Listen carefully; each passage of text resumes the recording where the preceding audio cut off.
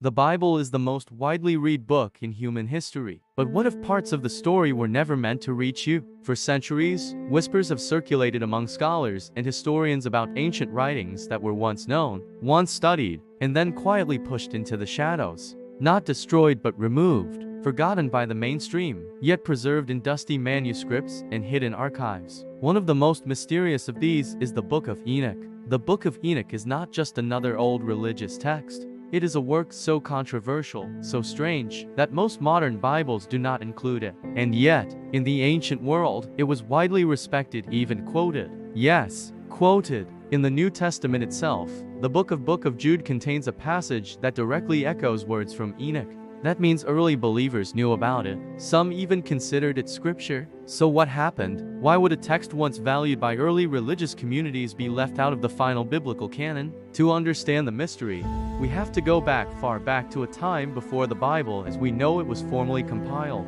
The Book of Enoch is believed to have been written between 300 BC and 100 BC. It expands on a very brief and cryptic passage found in Genesis about the sons of God and the mysterious Nephilim. But Enoch doesn't just mention them. It goes deep. According to the text, a group of fallen angels known as the Watchers descended to earth.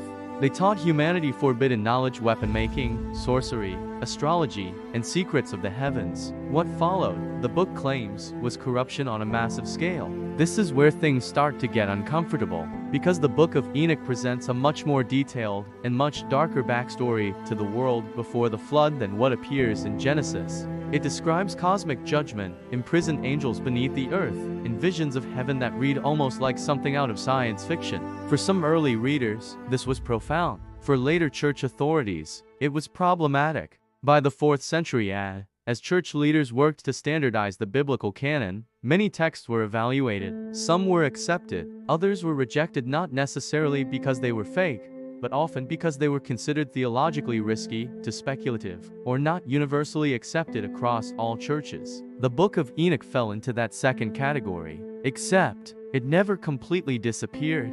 In one place on earth, the book survived intact as sacred scripture preserved for centuries by the Ethiopian Orthodox Tewahedo Church, which still includes Enoch in its biblical canon to this day. Let that sink in. A book removed from most Bibles, but still considered holy by an ancient Christian tradition. Even more intriguing, in 1947, fragments of the Book of Enoch were discovered among the famous Dead Sea Scrolls, proving the text was far older and more widely circulated than many once believed. So the question remains, was the Book of Enoch removed because it was unreliable, or because its contents were simply too explosive?